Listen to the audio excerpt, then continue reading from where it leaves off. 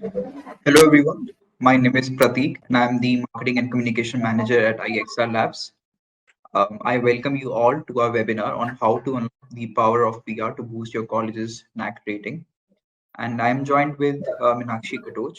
Hello ma'am, welcome to the webinar. Hello, Prateek. Yeah. So, ma'am, since we are talking about NAAC rating, how colleges can boost their NAAC rating through VR. So, just to apprise the audience about NAAC. So, what is NAAC and how and why it is so important for higher education institutes? See, NAAC is an assessment tool basically. It is a government organization who is assessing the various colleges, universities, autonomous colleges, are looking for their quality check. Although NAAC has been into the role from last 25 years, but there are only few colleges and universities which are still accredited by the NAAC. So they are basically they are looking for the quality check for the educational enhancement for the technological development and all. Okay. And you just talk about the quality check. So, when it comes to quality check or evaluation, so how does NAAC evaluate any higher education institute in India? So see, whenever we are assessing any parameter, we need to fix some matrices for that. And as per the NAAC guidelines also, they have given the matrices, various matrices, I would say. And basically, before matrices, I will say there are 7 criteria through which they are assessing the colleges and universities.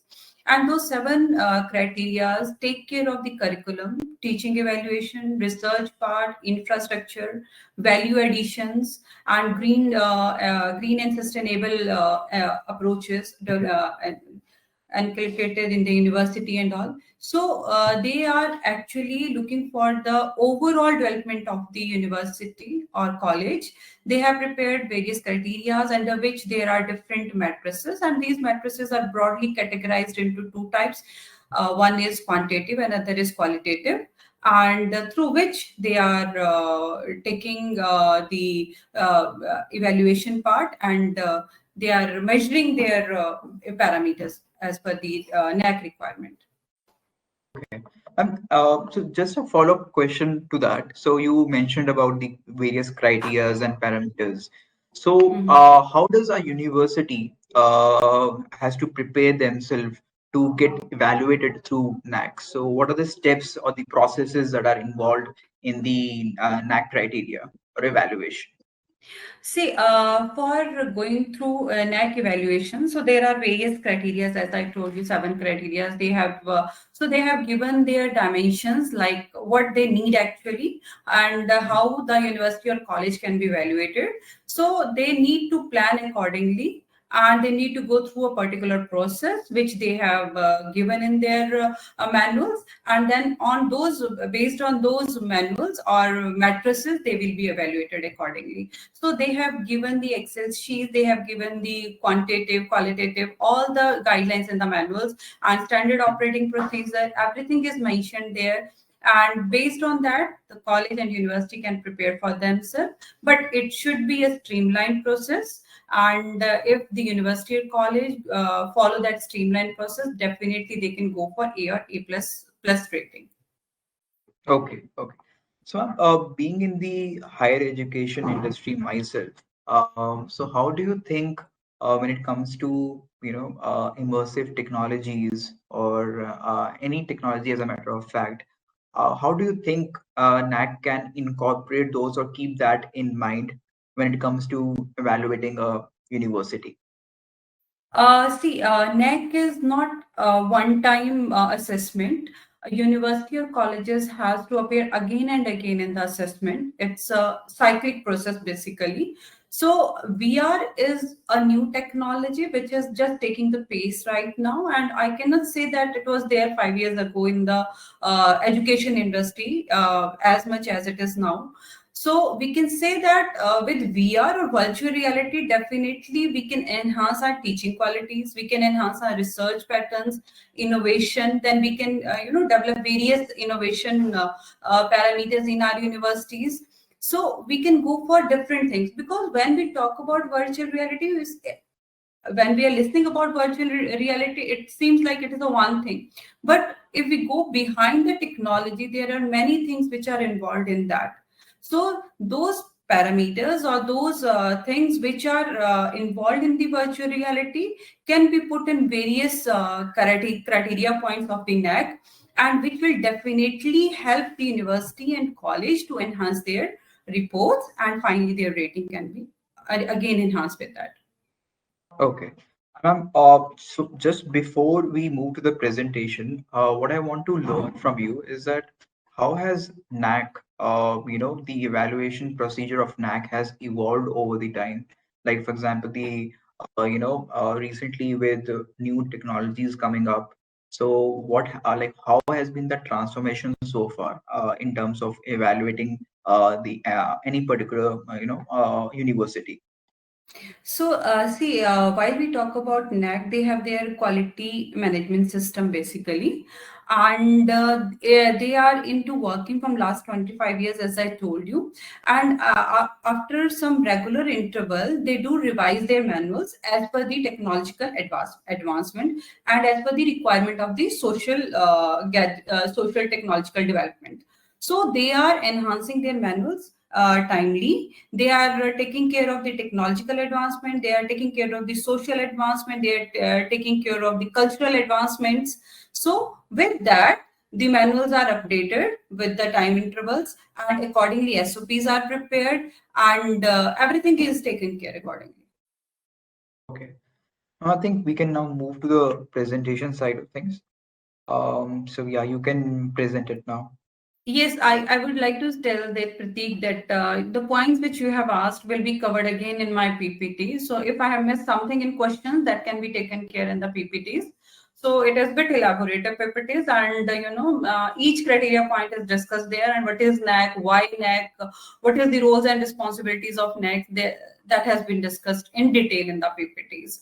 So Sure, before great. going ahead, I would like to tell that the PPTs are basically focusing more on universities, but it is, you can say that NAC is not for universities, it is for colleges as well as for deemed universities as well, autonomous colleges as well. So while we talk about different categories, their total marks are constant, that is 1000, but another parameters may change within the criteria points. So let me Ma'am, share my just PPTs. before the presentation, I just want to Yeah. make a few points. So professors who have joined the webinar, so if you have any question related to the presentation today, to the webinar today, you can definitely, share your questions in the Q&A section, and we'll be happy to answer midway or at the end of the webinar. Ma'am, you can start now. Okay.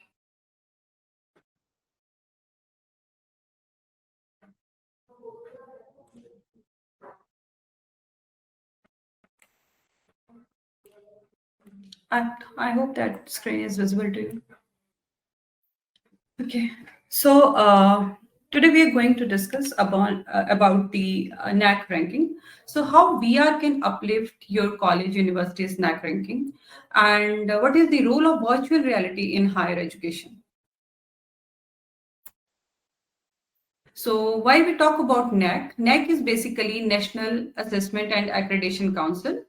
And the various roles and functions of NAC are periodic assessment and accreditation, then to stimulate the environment for promotion of quality of teaching, learning, and research.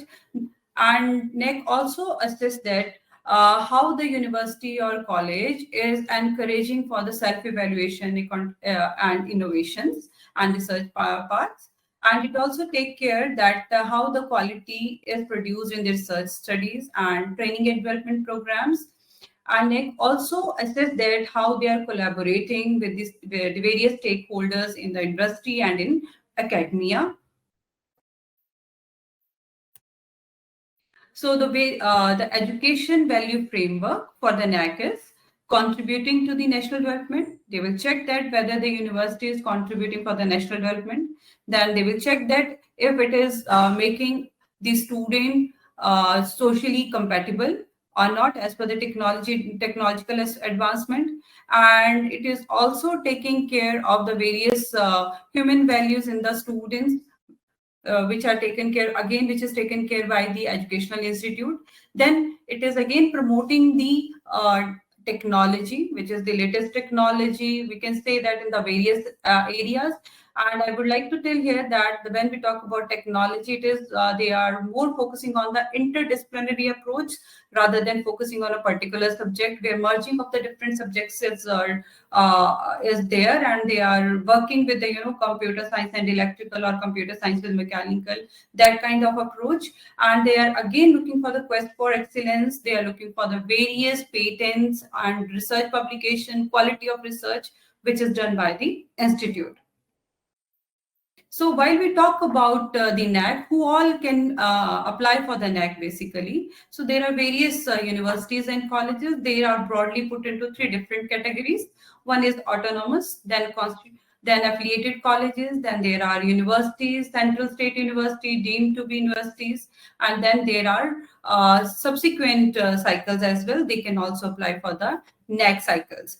So once NAAC is done, it doesn't mean that they need not to appear again. They have to appear again for the subsequent cycles for the assessment part. So while we are going for the NAAC, what they are looking for actually, they are looking for the conceptualization, and they are looking for the perfection with zero defect. They are looking for the transformation and fitness for the purpose. This is the main area aim of the NAAC. They are looking for from the various institutes for this. So there are various institutes who has gone to the NAAC assessment, but there are many still left, and they are looking for the NAAC assessments. So while we are preparing for the NAAC, we can definitely go for the 3P model approach. We can always plan first, where planning involves student factor and teaching context. Then we can execute it through process. And when we talk about process means learning focused activities. Then we can go for the product, and the final product can be evaluated through learning objects basically. So while we talk about NAAC has got 7 different criteria, and these criteria will be taken care in upcoming slides. And for universities, there are total matrices as 115, autonomous colleges 107, and affiliated colleges, UGs and PGs at 93 and 96 respectively. So the key indicators are different for the different institutes. And similarly, qualitative and quantitative metrics are also different. So while we talk about qualitative means they will look for a report kind of thing, where a university and or college will talk about their expert areas or their best practices or about their qualities within some limited period as the guidelines given by the SOPs. And while we talk about the quantitative matrices, so we will be provided with the Excel sheet where we need to give our data, which will be validated digitally through the NAAC. So I'm first sorry to criteria. interrupt you. Just sorry to interrupt you. If you can just tilt your screen towards you a little bit. Okay. Yeah. Is it okay? Yeah. Yeah. Okay. It's better. Yeah. So first criteria point is curriculum aspects, and for university it carries 150 marks, but for universities and institutes and colleges, I can say this may vary up to 100 even. So the first point here is about the curriculum design and development. So every criteria point has got its sub point. So I will say here that the point number 1.1.3, where we talk about the skill development, this can be taken care with the help of VR. So we are here focusing much on the VR, that how VR can be catered in our NAAC report. So we can say here that 1.1.3 is the average percentage of courses having focus on the employability, entrepreneurship, and skill development during the last 5 years. So while we talk about the focus on the employability and skill development, so we can say that with the help of virtual reality or with the help of immersiveness, we are enhancing the skill of the student. So we can put here this parameter point that virtual reality will enhance the students' skill development. So next point is 1.2.1, that is the new subjects. But that what are the new subjects which we have introduced in the last 5 years? So while we talk about any subject, it should be part of curriculum. So VR as a new technology can be taken as a new subject for the curriculum. And based on that, we can also go for 1.3.4, where we say that we can work with the project-based learning. So this is again, project-based learning means making the project. School students are preparing their projects in the VR. They can go for the 3D modeling. They can go for the animation for the virtual reality modules.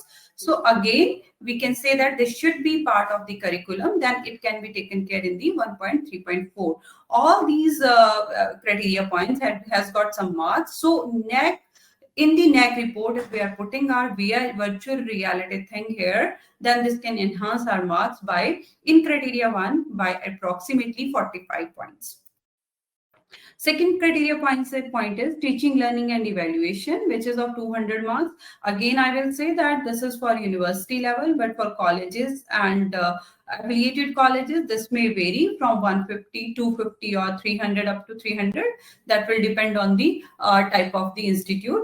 So when we talk about the first point here, that is learner level, that is 2.2.1. Learner level shows that what is the learning level of, is it slow learner or fast learner? Our student is, what kind of learner is our student? So if it is a slow learner, then this, with the help of this immersive environment or with the help of this advanced technology, we can make our slow learner a good quality learner, and we can enhance his skills with the VR immersiveness. Then we are saying about experiential learning. So VR headsets again provide immersive and experiential learning here. So we can say that while we are teaching, this is part of our ICT tool, and it is also providing the experiential learning to the students. And being ICT tool, it is very good to say that it is a headset and which can be carried over the classrooms very easily, and even in the seminars room, which makes it more accessible to the students and to the faculty, and they can that can be used very easily and can be taken care in the this criteria point number 2. And if we are using that in our teaching pedagogy, then definitely we can say that it is also helping us to attain our learning outcomes. And finally, indirectly, we can say that that will increase our pass percentage, which is taken care in the quantitative matrices in criteria point number 2. In criteria point number 3, which talks about research, innovation, and extension, and it carries 250 marks for the university. Again, I will say that it will vary for the colleges and institutes, various colleges and institutes. So we are being new technology, latest in trend, we can say that incubation centers can be set for that, and student can learn there, and it can be a good research activity. So it can be taken as a skill activity, not only for the students who are developing that module, but it can be taken as skill activity for those students who are not aware of the VR even. So we can make some new products in the VR, and we can enhance the skill of the other departments even. So VR as a tool for incubation and skill activity can be taken here. And moreover, we can produce our content on VR. So we can produce a real-time product in VR, which can be catered as the e-content for the criteria number 3. Then we can also tie up with different industries for research for research, and we can sign MOUs with the industries. So again, this will enhance the quality of the teaching, quality of the research, and will help us to get good score or good marks in criteria number 3. So VR as a tool can be taken here in different points, that is around approximately 5 points here. So with industry, with MOUs, and with e-content, skill and activity, and incubation.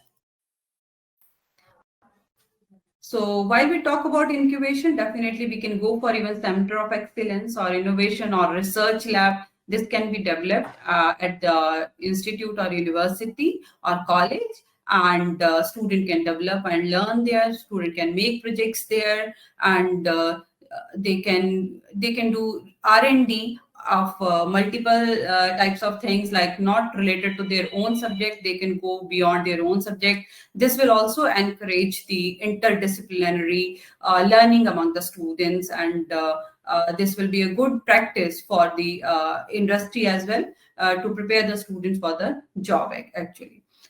So next is infrastructure and learning resources. So when we talk about infrastructure and learning resources, here we are considering the library. So when we talk about library has got e-books, hard copies of the books, journals, hard copy of the journals, e-journals, e-content, and also we have got both type of content, software content on software and as on hardware. So we can say that virtual reality or headsets can be taken as the library content, and that can be kept in the library, and that content can be made free to all the students. They can come at any time, they can visit the library, they can look for the things which they want to learn from the virtual reality. So it is a good practice. So it can be taken care in the point 4.2.2. Again, it is directly proportional to the expenditure, because when we talk about the virtual reality, we need to have some headsets, and we need to give some money for that. We need to give some expenditure on that. So while we are putting money in that, so we can take care in point 4.2.3 expenditure part. So it is indirectly or directly, both points are connected, 4.2.2 and 4.2.3. Then in IT infrastructure, we can say that it can be taken as a ICT classroom. While we talk about ICT classroom, we are not talking about labs here, and because SOP says that ICT classroom means classrooms only, we are not talking about the labs here.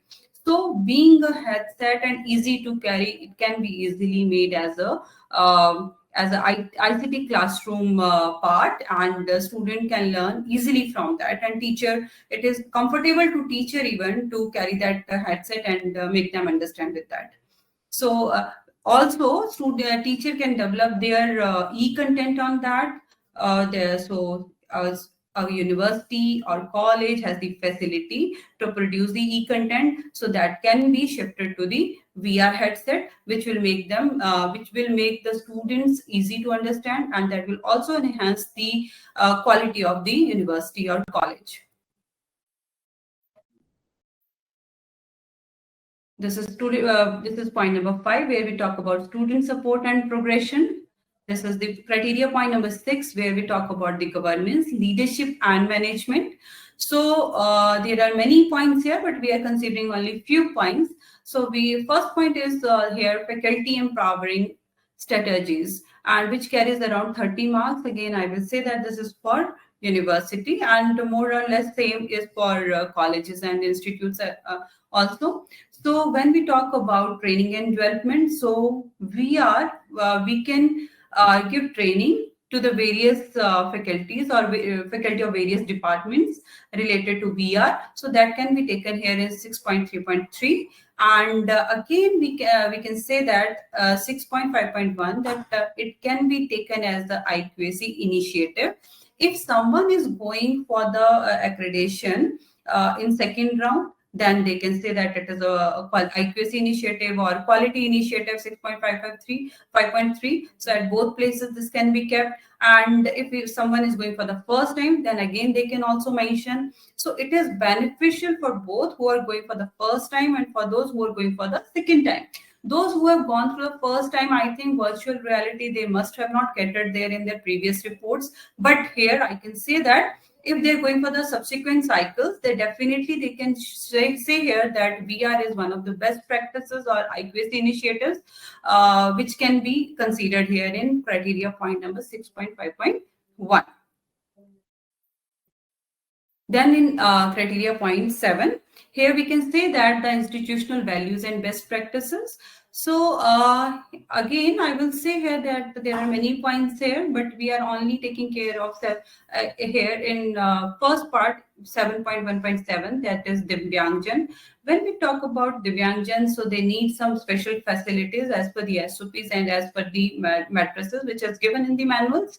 So we can say that we are using advanced technologies for them to make them learn and to make them feel comfortable at the campus. So for example, I will say here that if some student is not able to do experiment on the machine time and again, but he or she can perform it virtually on the virtual reality module. So this will give them a way of learning in immersive way. Definitely that will enhance the student knowledge, as well as for the university campus or college campus, they have got additional fats facility for such person who cannot perform or who cannot go to the lab time and again. So, and they cannot stand for the long time for conducting the experiments, especially in engineering fields.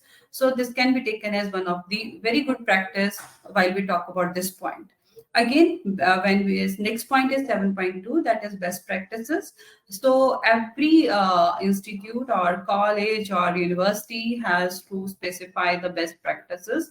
And when we talk about the best practices, it can be, in the field of research, it can be in the field of innovation, patents, or infrastructure, or teaching methodology, or their evaluation patterns. It can be anything that depend on the campus to campus. It can be your industrial tie-ups, it can be your institutional tie-ups. So anything can be taken here. So while we talk about best practices, so we can say that for the teaching methodology, we can take virtual reality as a best practice, where we are teaching the students through the immersive way, and we are making them understand, and we are trying to attain the learning outcomes. We can say further that is enhancing the even our pass percentage. So in many ways we can say that teaching through virtual reality, or virtual reality as a platform for the teaching, or making the classroom ICT enabled. So it can be taken care as best practices in many ways here. So that can be taken care in 7.2. So again, there is one more point, 7.3, one area distinctive. So we can take here that if you have got additional feature, this is the distinct area, or this is the some different thing which you have. So you can always mention here. At last, I would like to say that if these are the few points which we have considered, and there are approximately 210 points which we have considered in the 7 criteria points. But we can always expand these, and we can put our, these VR virtual reality aspect in various parameters. It depends on university to university, college to college, where they are using this. Like if I talk about training the non-academic staff, making them understand different things. So again, we can use their virtual reality as best practice. If we are doing some disaster management drills, we are doing some mock drills, and we are giving some trainings for that. Again, we can use that virtual reality for that non-technical reasons as well, beyond the study part. So virtual reality as a tool can be taken as a study tool, can be taken as an administrative tool, where we can teach our non-technical staff with that. Again, we can say that not only non-technical staff, we can say that if we can show our campus, university campus, or uh, college campus on the virtual reality through immersive mode, and we can give the newcomers visit to the campus through that.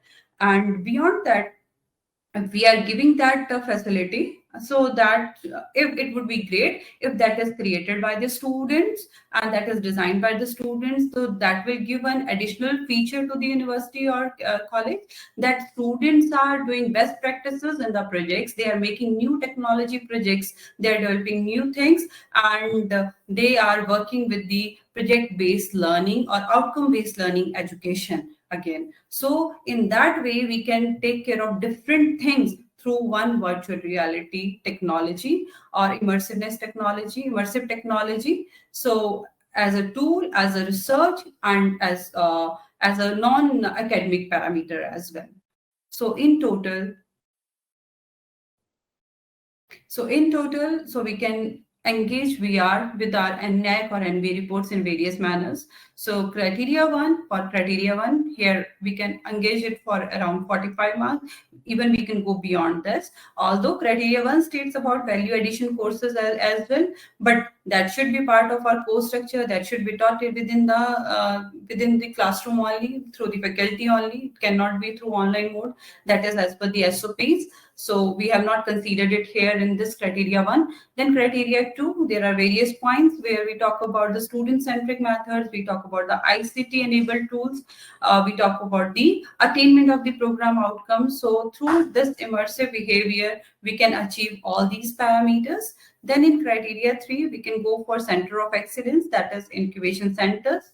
Then we can go for different research papers. With the help of that, if we are doing that, we can conduct different skill development activities on that. We are not only for the particular branch. If the student is from one branch, they can go for another branches as well, for as the interdisciplinary approach, and the teachers can develop e-content on that.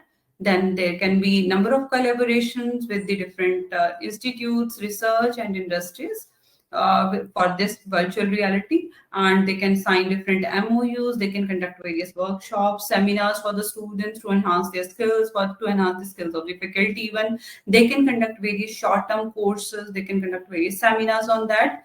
Here in criteria point three, and then we can VR as a e-library resource. So this headset can be used as a e-library resource. If I'm a student of mechanical and I want to learn something of electrical, so definitely I can go in library and explore different modules, and that will enhance my knowledge as well. And then we can say that this can be ICT enabled tool for the classroom. As I told you, that it is easy to carry and can be easily implemented in the classroom as a part of teaching methodology. And then institution have the following facility: e-content development can be used for e-content development that can be used. So in various ways, we can use VR in different things. That will depend on the college or university, how they want to cater it and how they want to include it. These are the few use cases which we have considered over here, few pointers which we have considered here, but we can always go beyond that, and we can take care of other points as well. And we can definitely go beyond VR to AR, then to mixed reality. It all depends on the research, innovation, patents, and the student behavior and the faculty behavior, that to what limit they want to extend and expand themselves. So it can be taken care in many number of ways. So here, we as IXR Lab. Yeah. So yeah. So basically, here are some of the links that you can visit. So basically, we have created a community for professors and educators, which is the VR for Higher Education community. It's a LinkedIn group, and please feel free to join it. So we'll in future we'll be coming up with more webinars where we'll be inviting speakers, educators from different colleges and universities. And if you also, in case you want to learn more about virtual reality, then this is one the group that you can participate. And yeah, so if you have any questions, you can just let us know. So, and of course, we'll be sharing the webinar recording after the session. So if you have any questions, you can just let us know in the Q&A section. And thank you, ma'am, for the wonderful presentation. Thank you, Prateek.